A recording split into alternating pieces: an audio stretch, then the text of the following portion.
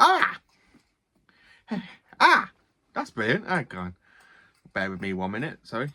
Hello there, you amazing viewers and subscribers, and welcome to a fun, exciting Doctor Who Big Finish review. And of course, I have dressed for the occasion because I'm reviewing a 7th Doctor story from Big Finish. And this story has a load of twists and turns. It is a fantastic story, but the ending had the biggest twist of it all. And it felt like a proper McCoy story. And I really did enjoy sitting down, listening to this one. So, of course, I am talking about Doctor Who Starlight Robbery. This story is absolutely fantastic. It really is. This story is absolutely fantastic. You've got Santarans, you've got other alien species, you've got more of a gun smuggling sort of space station to sell armed weapons. And, of course, more importantly, we have the return of a villain that I never saw coming. And the next story after this one is one I haven't got in the collection yet. And I will have to I will have to try and track this one down all through time and space in my TARDIS. So, of course, Starlight Robbery, it's just one of those stories I absolutely flipping love. So, of course, we end up basically opening up in the middle of the Santaran War. And, of course, you have the two Santarans that are played by Dan Starkey. Now, Dan Starkey has played several Santarans during the course of his life. He's done Santarans for the TV series. He's done Santarans for Big Finish. He's absolutely brilliant. And the most Santaran you all probably recognise him for is, of course, Strax in the Matt Smith and Peter Capaldi era. But Dan is really good as the Santarans. I absolutely love his performance as basically Major Stain and Major Val, and of course Sergeant Grieg and Sergeant Iros. Sorry, I'm trying to read my writing here because he plays 4 Santarans in this story, which is absolutely brilliant. So, of course, you've got the Doctor travelling with 2 humans from UNIT, aka Dr. Elizabeth Callaghan and Will Arrowsmith. Now, these 2 characters is the first time I've actually listened to these in a Big Finish audio. I need to try and flick all the way through the 7th Doctor's audios and basically see where these 2 join the Doctor in his lifetime.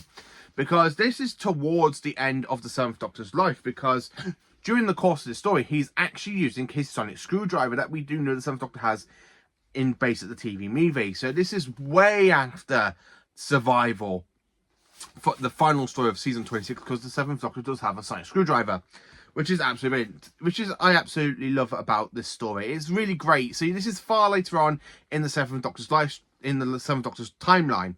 He's still manipulative. He's trying to manipulate the events and stuff. So during the course of this fantastic arms smuggling alien base, the Doctor drops these 2 unit scientists because he cannot go and investigate himself, which means he can't allow the TARDIS to be detected. So, of course, the Doctor recognises one of the people that are selling the guns, and that is, of course, Glador, played by Stuart Milgan.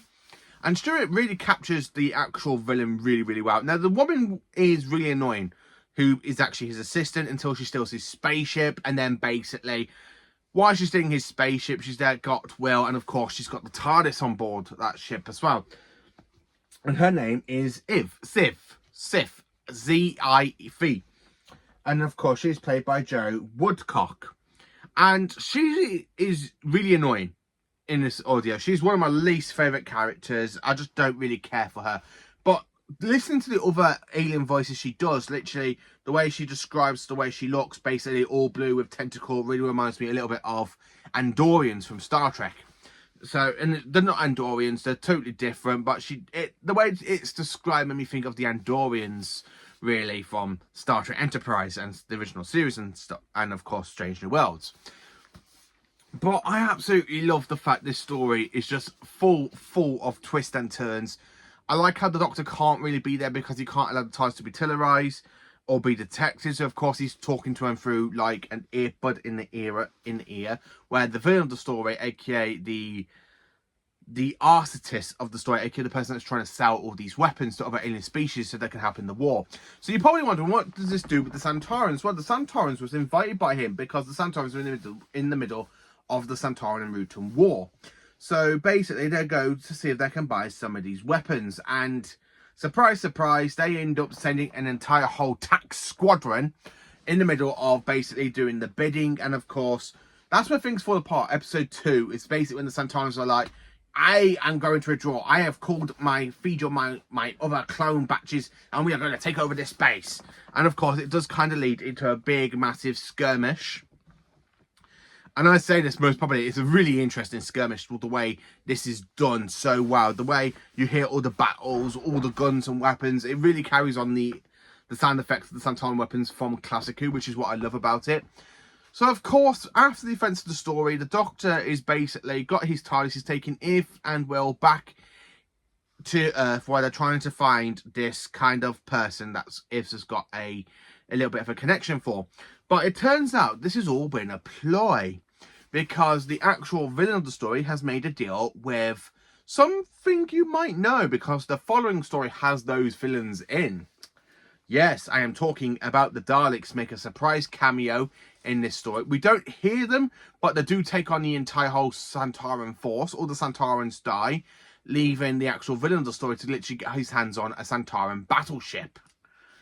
Yeah, that didn't go too well for him, because the actual Santaran he kept alive was to be tortured by the Daleks. And it's just done so well. The way Dan Starkey really captures that. So you don't hear the Daleks, but you got that fantastic heartbeat we've been hearing since basically 1963. That bum bum bum bum bum bum. You know what I mean? That fantastic little Dalek sound. And it's absolutely brilliant. So, of course, the villain ends up escaping and basically going, oh, this is my next plan for you. Which basically leads into the next story. And, of course, at the end of the story, we have the trailer for Daleks Among Us, which is the one I want to try and track down the most of, because it's actually really, really interesting. So this kind of feels like a trilogy. I think it's a trilogy. It could be another, not even a trilogy. It could like have 4 or 5 stories after, and it's the second one, a part of it. So I still need to track down the first story, I think. But man, oh man, Starlight Robbery. I really enjoyed it. It's just absolutely brilliant. Written by Matt Falcon and, of course, directed by Ken Bouty. These two absolutely are fantastic. And I do enjoy some of the work they've done for Big Finish. So I really enjoyed this audio from the monthly range. I know I'm a bit late. I've only got a little bit of the monthly range. I haven't got all of it. And this is 176. And I really did enjoy it. It's just absolutely fantastic. McCoy is on fire as the 7th Doctor, and I did enjoy it. And basically, Tracy Childs and... is it Christian? Yeah, and Christian Edwards are really good as their 2 characters from Unit. I really enjoy it. So basically, the Doctor doesn't just take Harry and Sarah from Unit into travelling in the TARDIS. He does take other Unit people in the TARDIS with him, which is what I find quite interesting. So the one thing I like about it, I do like the villain, where he says, talking to the Doctor, I do want to buy your sonic thing off you. I like how the Doctor goes, it is not for sale. You know, the proper beaming voice of McCoy. It is not for sale.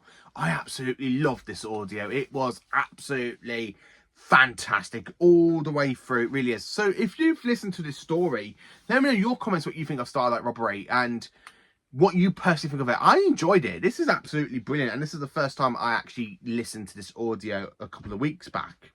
And now, again, I've kind of put this review off and stuff, and I shouldn't have.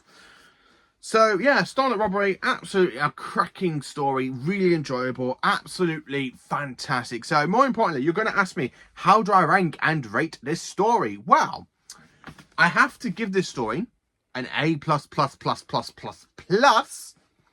and it's a 10 out of 10. Bang on, absolutely bang on, and I absolutely love it. So stay tuned for more awesome Big Finish reviews on the way. So of course you don't mind me, I'm literally going to go and travel to the planet Ceton to try and track down an old enemy of mine. So good luck to you all.